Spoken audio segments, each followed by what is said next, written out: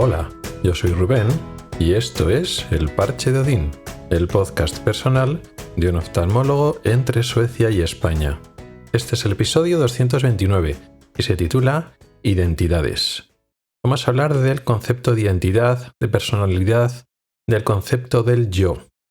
Se trata de negar o discutir un concepto, una idea que todos más o menos de forma implícita o explícita lo damos por cierto, y es el concepto de yo como concepto unitario, que nuestra personalidad, nuestra identidad, lo que somos nosotros, forma una unidad cohesiva y coherente. Vamos a describir este concepto, por lo menos en parte. No digo que no exista esta unidad, pero no es tan absoluta como creemos. O sea, venimos a defender que el concepto del yo es en parte irreal, un relato que nos contamos a nosotros mismos para dar coherencia a nuestra vida y dar continuidad a nuestro conectar nuestro presente, nuestro pasado y nuestro futuro. Y es eso, nosotros buscamos coherencia con lo que somos y cómo nos comportamos en diferentes contextos. O sea, el yo del pasado, el yo del futuro o el yo del presente en diferentes contextos, en diferentes personas y grupos, pensamos que somos la misma persona y esto es cierto, pero solo en parte. Y vengo a sostener hoy que es menos cierto de lo que nos queremos decir a nosotros mismos. Esto, por supuesto, no es nuevo. Este es un campo de estudio apasionante en psicología actual, pero ya desde hace mucho tiempo. De hecho, esto desde el psicoanálisis, si lo queremos meter como psicología, aunque no tiene mucho de científico, pero desde el padre del psicoanálisis, desde Freud, que hablaba del subconsciente, que el ello, el superego y en medio del yo, ya estaba hablando de tres partes del yo bastante diferentes y cómo una parte, el ello, podía influir por el subconsciente al yo y esas diferentes partes de nuestra personalidad, a veces desconocidas, podían producirnos trastornos. Más interesante que lo que decía Freud, me parece a mí por lo menos, lo que decían algunos de sus discípulos que iban desarrollando ese concepto y ampliándolo. Me parecía muy interesante cuando lo leí en su momento los arquetipos del yo de un discípulo de Freud que era Carl Jung, que se basaba en el inconsciente colectivo. Él, el interior de nuestra personalidad, les dividía en diferentes partes. Hablaba del ánima y del animus, que era el espíritu femenino y el masculino eterno en el concepto de lo colectivo a nivel de grupo, de tribu o genética. Todo eso dentro del inconsciente. Luego hablaba de la persona, que es la máscara social, una parte de nosotros, pero no es realmente nuestro yo, solo es una parte. Hablaba de la sombra, que es la parte oculta, el inconsciente, ¿no? Los deseos, los instintos reprimidos. Y luego hablaba del uno mismo, que sería la parte central, que sería la integración en unidad de todas estas partes. Muy interesante, pero no es que crea pies juntillos estos modelos. Simplemente está ilustrando que ya ha habido estudiosos del tema que van viendo que nuestra personalidad tiene diferentes componentes, a veces ocultos, a veces contrarios o incompatibles entre sí. Y además esto está hablándonos de que hay una influencia del ambiente, tanto de genética. Y esto conviene tenerlo en cuenta, que estas influencias, por ejemplo la genética, aunque también el ambiente, modelan, incluso determinan nuestros deseos e impulsos, que nosotros no elegimos. Esto es interesante saberlo. Podemos elegir qué hacer o cómo comportarnos cuando tenemos esos deseos e impulsos, pero no podemos elegir lo que deseamos ni si tener o no tener ese tipo de impulsos. Realmente no somos tan racionales como pensamos, ni lo que somos lo decidimos realmente nosotros, ni formamos realmente una unidad tan compacta. O sea, somos menos racionales y el contexto, muchas veces social, nos afecta más de lo que queremos. Nuestros distintos comportamientos son más contradictorios de lo que queremos admitir a nosotros y este concepto unitario del yo, de nuestra personalidad, tiene eso, lo que he dicho antes, más de relato que de realidad inamovible, pero eso lo asumimos como una verdad completa porque lo necesitamos. Pero bueno, de forma más práctica. Esto que estoy diciendo, ¿en qué se materializa? Una forma más inmediata de entenderlo es que formamos diferentes identidades o diferentes formas de comportarnos cuando adquirimos un rol en un grupo. Como en momentos y lugares diferentes estamos con grupos distintos, nuestro rol y por tanto nuestra identidad cambia. En pareja podemos ser de una forma, más callados y prudentes o incluso maduros.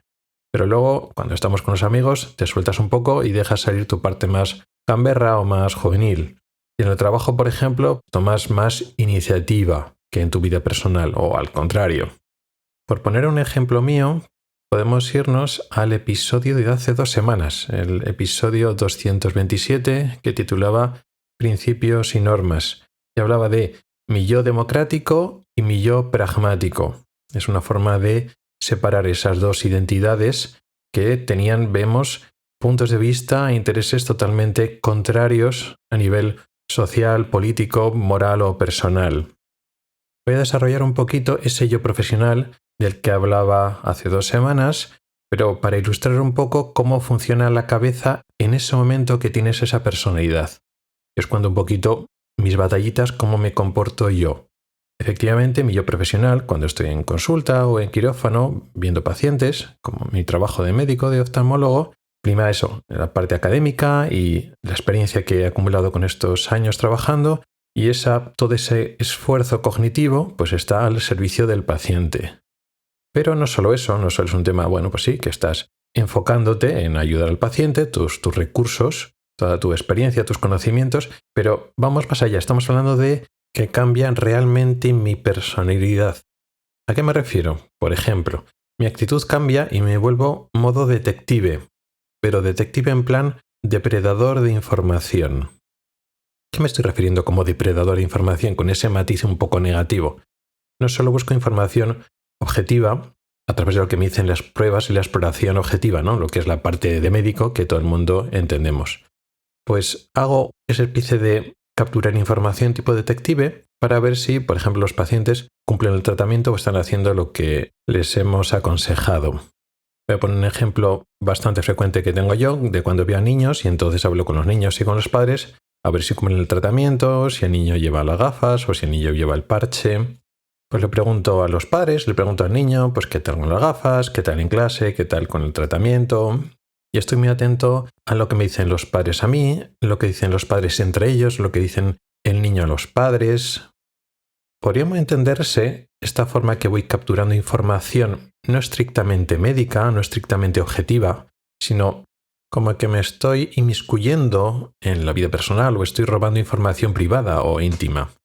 Pero lo hacía como sin ningún problema si eso me daba pistas de saber si cumplen el tratamiento o cómo puedo convencerles o aconsejarles o incluso podríamos decir meter miedo, no exactamente el meter miedo, pero a veces estoy entendiendo por la conversación, aunque no me lo digan así, que no se lo están tomando muy en serio o que no han mentalizado o no se han hecho la idea de las consecuencias de no hacer bien el tratamiento. Le han restado importancia, se lo expliqué en la consulta pasada, pero pues restan importancia y vienen aquí y no se dan cuenta de lo que se está jugando y a veces me toca poner en serio, oye, es que si no hacemos el tratamiento va a pasar esto y no hay segundas oportunidades, se nos acaba el tiempo y tal. Entonces a veces tengo que, entre comillas, meter miedo, que no es meter miedo, simplemente es que ellos entiendan de verdad las consecuencias de sus actos.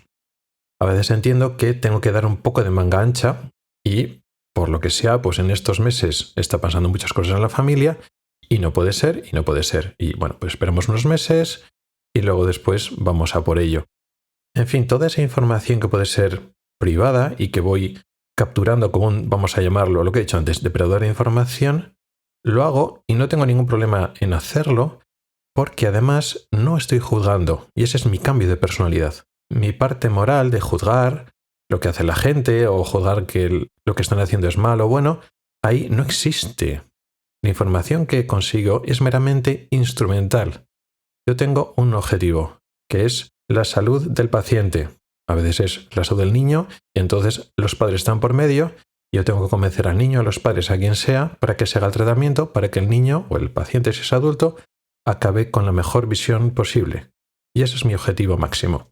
No juzgo, no estoy diciendo que sean buenos o malas personas, buenos o malos padres, me da igual, no me lo planteo. Y no existe ese planteamiento de, como no se esfuerzan y no siguen el tratamiento, yo tampoco me esfuerzo. Eso no existe, porque no hay ese juicio de valor. Siempre se merecen el mejor tratamiento y el mayor esfuerzo y dedicación por mi parte. la información que puedo hacer de lo que están haciendo y lo en serio que se están tomando todo esto, solo lo utilizo para intentar llevar el tratamiento al mejor efecto posible. Como digo, la información es meramente instrumental, no para hacer juicios de valor. Es para que yo pueda ver cómo encajo el tratamiento de la mejor manera posible en ese paciente, en esa familia. Esto es como mucha disociación personal, porque durante esas horas que estoy en consulta no me comporto como una persona normal, con mis opiniones, con mis juicios de valor. Y esa disociación, al final, agota. Porque en ese momento estoy a tope con mi parte cognitiva, pero separa esa parte humana que todos tenemos. Entonces no hay ni reflexiones, ni juicios, ni opiniones humanas, por decirlo así. Y eso cansa. Luego, cuando salgo de la consulta, desconecto y soy otra persona y ya me comporto como un ser humano normal, con mis juicios, con mis opiniones, etc. Y muchas veces, cuando trabajo muchas horas o han sido casos difíciles, el agotamiento, la fatiga que tienes, más que la fatiga cognitiva de estar utilizando mucho tu parte de conocimientos aplicados, a veces cansa eso, esa parte disociativa que te comportas por una parte muy humano para empatizar con la gente, pero muy poco humano porque no estás estableciendo juicios, estás robando información íntima y utilizándolo solo para el mejor beneficio médico sin que te hagas juicios de valor. Y eso fatiga. Pero esa disociación de personalidad es muy importante, creo que así soy mejor médico, pero eso fatiga y no deja de ser dos personalidades totalmente diferentes dentro de consulta y fuera de consultas. Bueno, pues os he puesto vamos a decir, ejemplo personal para que se entienda, pero en este caso son dos contextos diferentes, mi yo personal, mi yo profesional, pero podemos poner más ejemplos. También podemos hablar de diferentes personalidades en función de los constituyentes de nuestro yo, de nuestra personalidad. Tenemos componentes genéticos, componentes ambientales, la experiencia previa, la parte social que nos arrastra. Todas estas partes diferentes a veces son contradictorias o tienden a direcciones opuestas. Por tanto, no se puede manifestar a la vez. Así que a veces, depende del contexto, un grupo de todos estos componentes que son más compatibles entre sí, si el contexto lo permite, se manifiesta, se cohesiona en esos momentos y ese es un yo que se manifiesta en contextos y situaciones concretas. En otras ocasiones, otros componentes que son incompatibles con estos primeros pero compatibles entre sí, afloran en otro contexto y ese sería otro yo. O sea que estamos viendo que el contexto, que puede ser el grupo o el contexto social, puede hacer que nos comportemos con diferentes roles, diferentes personalidades, pero también una gran separación que es el tiempo. Nosotros evolucionamos y entendemos que el yo del pasado no es el yo del presente porque hemos evolucionado, pero somos los mismos. Hay una continuidad y ese cambio es paulatino. Y hay, o queremos ver, una gran continuidad entre el yo del pasado y el yo del presente. Pero esa continuidad realmente no es tanta como creemos. Teniendo en cuenta además eso, que el yo del pasado le pasa lo mismo que el yo del presente. Tiene diferentes manifestaciones según el contexto. Como decíamos antes, somos diferentes personas en contextos distintos y a veces esas diferentes personalidades tienen valores diferentes. Esto es muy importante entenderlo, que parte del contexto muchas veces es el grupo entendido de psicología evolutiva, nuestra tribu. Cada tribu tiene valores y creencias diferentes. Como cada grupo diferente tiene distintas reglas morales y creencias, nosotros tenemos que encajar en el grupo. Y encajar en el grupo es más importante que mantener una continuidad del yo. Y si hay que transformar nuestro yo y hay que manifestar otra personalidad con otras creencias, otros valores, se hace para encajar en el grupo. Y eso lo hacemos de forma muy inconsciente y creemos que no estamos sacrificando valores o creencias o estamos transformándonos demasiado cuando encajamos en el grupo. Nos engañamos a nosotros mismos y creemos que somos más unitarios o nuestras formas de manifestarnos, nuestras formas de comportarnos son más coherentes de lo que realmente son, cuando realmente, cuando el grupo manda, nosotros somos seres ultrasociales y por encajar al grupo hacemos lo que sea. Así que ya vemos que nuestra personalidad no es tan unitaria, depende del tiempo, del pasado, del presente, del contexto, del grupo, de la tribu en el que estemos en ese momento. Todo esto yo creo que no sorprende a nadie. Igual podemos pensar que estoy exagerando mucho, pero hasta cierto punto creo que todos podemos estar de acuerdo que este tipo de cosas nos influye. Si no queremos hablar de que cambia nuestra identidad o estamos teniendo identidades diferentes, por lo menos nos comportamos diferentes según el contexto. Pero me quería detener en un cambio de identidad que muchas veces no caemos. Por lo menos yo no caía al principio y lo he aprendido en carne propia, que por lo menos es así. Y es que nuestra identidad cambia o puede cambiar con el idioma. Esto es un poco también lo que quería hablar en la segunda parte de este episodio. Cómo influye en nuestro idioma, el idioma que estamos hablando, nuestra personalidad, nuestra forma de comportarnos. Muchos lingüistas y psicólogos y antropólogos afirman que pensamos en palabras. Yo creo que no siempre es así, o no exactamente así, eso podríamos matizarlo. Depende de qué tipo de pensamientos, a veces son más semánticos y a veces son menos semánticos. Pero sí que es cierto que a veces, y hasta cierto punto, nuestro pensamiento es semántico. Por lo tanto, estamos pensando en palabras o por lo menos con estructuras lingüísticas, aunque no estamos pensando en palabras concretas. O sea, la propia lingüística, la propia semántica dirige o matiza o son las guías de nuestro pensamiento hasta cierto punto y en ciertas circunstancias. Entonces, como principio general, esto de que pensamos en palabras, con muchos matices, pero vamos a aceptarlo de momento. La consecuencia evidente de esto es que hasta cierto punto el idioma que estemos hablando o el idioma con el que estemos pensando modifica nuestro pensamiento y por tanto nuestra identidad. Porque si pensamos en un idioma, las reglas idiomáticas concretas del idioma en el que pensamos matizan eso, nuestra forma de pensar y por tanto nuestra personalidad. Los lingüistas mantienen la hipótesis de que los idiomas han ido coevolucionando en parte por la cultura de los que hablan y viceversa. O sea, el idioma ha influido en la cultura y la cultura ha influido en la evolución del idioma. O sea que no es uno causa al otro, sino se van modificando y afectando entre sí. No sé hasta qué punto esto es cierto o esto tiene mucho peso en nuestro pensamiento, pero creo que no es el factor más importante, pero algo podría afectar. Por poner ejemplos concretos, los idiomas germánicos, y voy a poner el ejemplo del inglés y de los idiomas escandinavos, que son los que conozco, pero al parecer el alemán también va por ahí. Pero estos idiomas de origen germánico son más sintéticos y más concretos, más rígidos gramaticalmente, y eso tiene sus consecuencias en la forma de pensar. Sus preposiciones y partículas le dan mucha exactitud, y eso podría relacionarse, tanto causa como efecto, en una mente más concreta, más directa, más clara, sin ambigüedades. Por contra, esta rigidez le hace perder capacidad de matices, de extenderse en matizar, en describir, en expresar más allá de la simple información objetiva. Por contra, los idiomas romances, los derivados del latín, son menos exactos en muchos contextos y carecen de algunas de estas preposiciones y partículas que concretan aspectos objetivos de lo que se dice, con lo cual eso queda en el contexto, queda sobreentendido, queda eso en el entendimiento del receptor, esa información concreta que no se termina de facilitar. No están estos idiomas tan orientados a la exactitud y a la síntesis, y a veces para expresar lo mismo que en un idioma germánico hace falta más palabras, una perífrasis. Sin embargo, tiene mucha más flexibilidad y riqueza gramatical y verbal.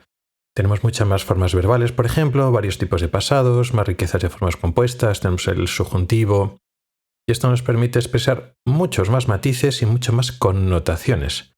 Hay muchas más formas de expresar la misma información objetiva y cada variante da pequeños matices, y esto incluso puede relacionar con la creatividad. Esto con lo que se refiere a muchos idiomas europeos. La rama de la germánica y la rama latina son ramas donde tienen un tronco común, que es el indoeuropeo. Pero claro, los idiomas que se apartan del indoeuropeo se apartan mucho más de forma de pensar. Por ejemplo, los lenguajes ideográficos orientales, en donde un ideograma representa no un fonema, sino una idea, pues claro, esto representaría una forma totalmente diferente de pensar. Pero como no tengo conocimientos de estos idiomas, pues no voy a especular. A partir de aquí podríamos pensar que el aprender idiomas, sobre todo si se aleja de tu idioma raíz, te puede dar más flexibilidad a la hora de pensar. Puede ser. Cuando me refiero a que se aparte de tu idioma raíz es que si hablas español y aprendes italiano, aportará menos a tu forma de pensar que si aprendes inglés o alemán, por ejemplo. Y sí, supongo que algo de eso habrá. Yo por lo menos sí que he notado cambios en mi forma de pensar. Pero esto va por etapas, no creas que es así al principio. Al principio, cuando hablas en otro idioma, realmente estás traduciendo literalmente de tu idioma madre. Pero luego, cuando pasa ya unos cuantos meses o un año, ya empiezas a pensar en el otro idioma y ya no traduces. Pero aunque no traduces y estás pensando con las palabras y las estructuras básicas del otro idioma, realmente no estás pensando en el otro idioma en la forma de que piensan los demás en el otro idioma. Todavía quedan más fases. En mi ejemplo concreto, hablar en inglés o hablar en sueco, sobre todo en sueco, que es cuando he tenido que estar más tiempo, durante muchas horas al día, durante varios años. Al principio fallas en exactitud y eso choca mucho porque no es tu forma de pensar. El inglés es más exacto con las preposiciones. Supongo que la mayoría que oís este podcast saben algo de inglés y ya sabéis a lo que me estoy refiriendo. Y a veces el sueco va un pasito más allá que el inglés. Voy a poner un ejemplo muy fácil en español, en inglés y en sueco. Nosotros decimos en español, el libro está en el escritorio. Ya sabemos que en inglés usamos una preposición que es más exacta. Decimos the book is on the desk. Decimos la preposición on, que significa sobre.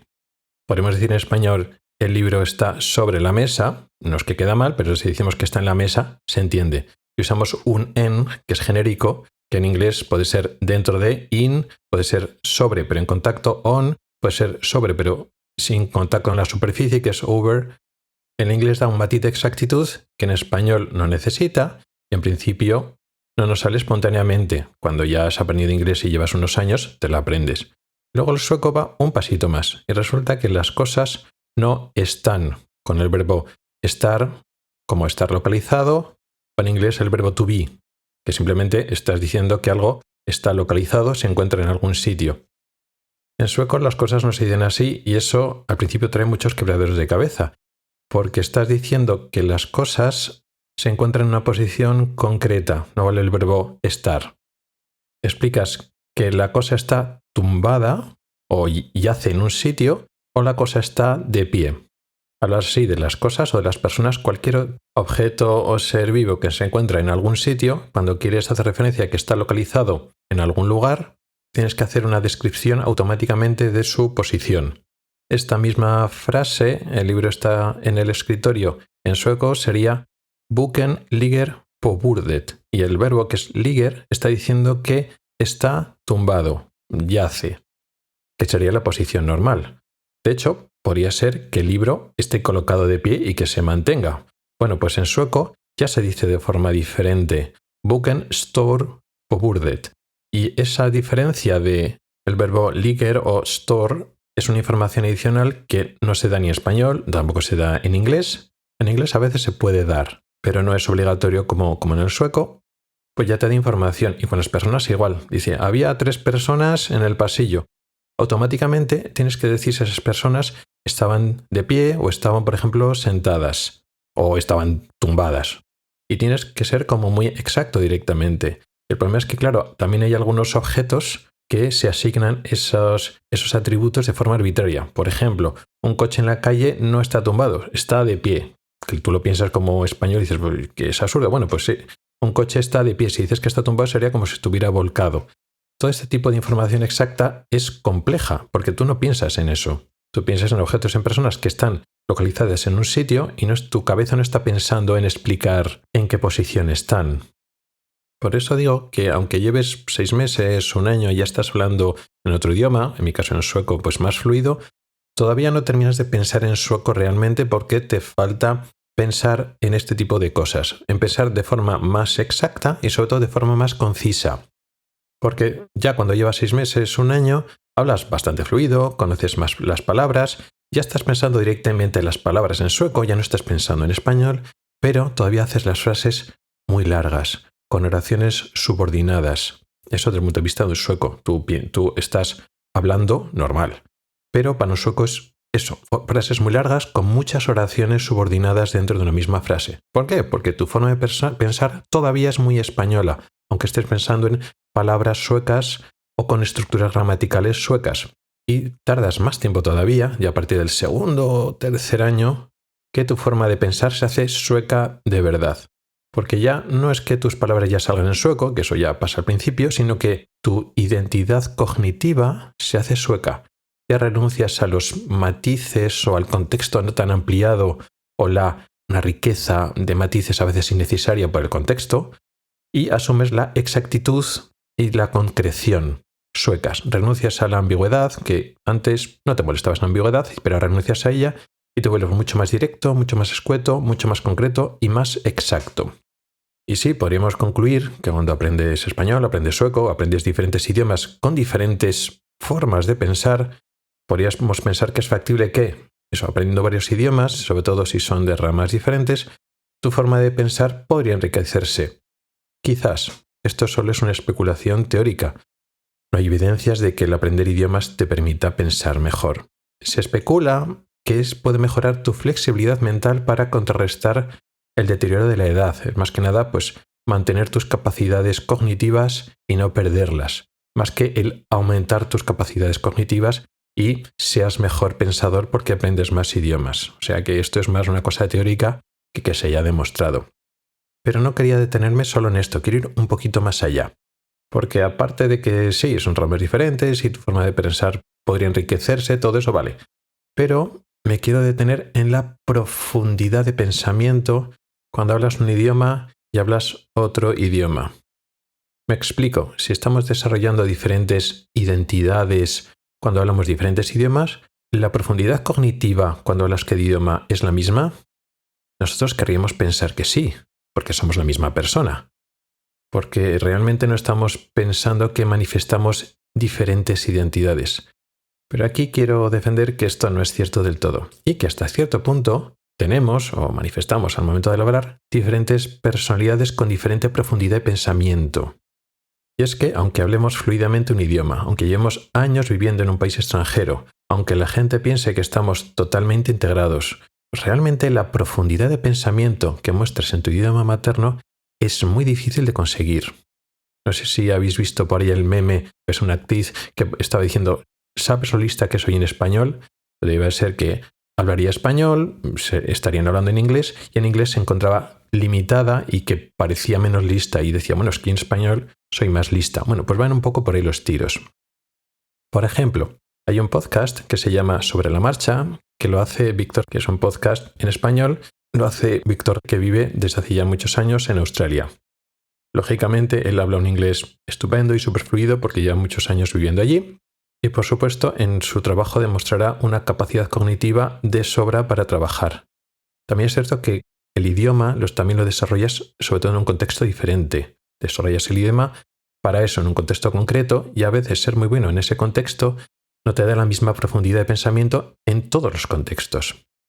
Pero bueno, Víctor llegó a comentar, creo que se planteó, creo que no lo llegó a hacer, pero como se planteó la posibilidad de hacer un podcast en inglés, al final renunció.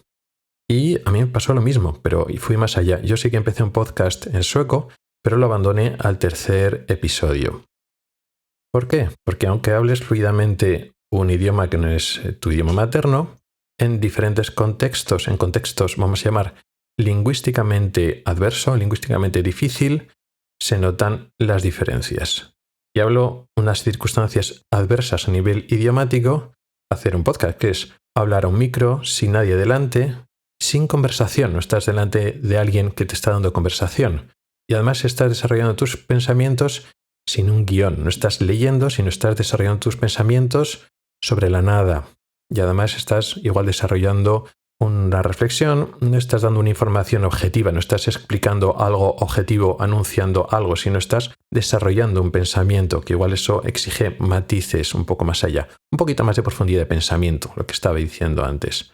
Esto al final, este esfuerzo requiere eso, una flexibilidad mental que a veces no tienes cuando hablas un idioma no materno, por muy fluido que hables. De hecho, ya el enfrentarte al micro vacío, sin estar hablando con nadie, ya es difícil en tu idioma materno. Y eso es muchos podcasters, sobre todo al inicio, lo dicen. Claro, te sientas delante del micro, quieres hablar y te atascas, no te salen las palabras, estás torpe, te oyes de ti mismo y dices, pues en mi cabeza sonaba mejor, pero me expreso fatal. Si eso ya pasa en tu idioma materno, pues imagínate cuando hablas en tu idioma, en un idioma que sí, que aunque sea un idioma que hables fluidamente, no es tu idioma materno. De esto tenemos más ejemplos. Conozco mucha gente que lleva años viviendo fuera, que habla muy fluidamente, por ejemplo en inglés, que es lo más habitual, pero cuando tienes que escribir un texto un poquito más serio, más detallado, más profundo, usan la IA, la inteligencia artificial, o mejor dicho, los modelos de lenguaje, para corregirle. Pero no son las correcciones básicas de alguna ortografía o un problema de gramática, sino para intentar que se exprese mejor lo que quieren decir, con el matiz formal o informal, etc. Hacer ese tipo de correcciones. Porque es eso, cuando intentas expresar matices, cuando quieres elevar tu nivel de expresión, te cuesta. Si el idioma no es tu idioma materno, te cuesta. Lo intentas, pero puede que no quede correcto. Tú lo expresas como puedes y la IA te lo corrige. Y esto realmente no son carencias idiomáticas que tú notes en el día a día. Si hablas muchas horas al día durante años con gente en tu idioma no materno, no es que te sientas tonto. Aparte de que vas mejorando y tu vocabulario aumenta con el paso de los años y además vas aumentando los contextos donde te expresas mejor y donde entiendes y te expresas cada vez mejor, al final también convives con que no necesitas tu máxima capacidad mental para conversar y comunicarte. Lo importante es comunicarte fluidamente y disfrutar y compartir de las experiencias de los momentos con la gente. Y para eso no hace falta tu máxima capacidad mental. El tema es las pocas veces cuando haces una actividad que requiere más profundidad mental de lo que necesitas día a día. Escribir un texto donde reflexionas o grabar un podcast donde no estás leyendo, sino estás desarrollando un tema. Y aquí los matices sí que importan. Y cuando hablas una lengua no materna, implícitamente has renunciado a hablar y a pensar, que es lo que vengo ahora, a decir, a pensar con tantos matices para favorecer la fluidez. O sea, cambias matices y profundidad para favorecer la fluidez y la comunicación en su modalidad esencial y utilitaria. Estamos utilizando el lenguaje como una forma de comunicarnos con otros seres humanos y llevar a cabo una comunicación, un trabajo, una charla, unas aficiones, lo que sea. Y salvo que seas un lingüista y que le sigas metiendo muchas horas al propio idioma años después de hablar fluidamente, esto es lo que pasa. Y no es normal que realmente 3, 4, 5 años y hablas fluidamente y tal, le dedicas varias horas al día a seguir profundizando en el idioma. Esto no es lo habitual. Y esto lo he notado yo, que ahora que he vuelto a España, en muchos aspectos sigo pensando en sueco para muchas cosas.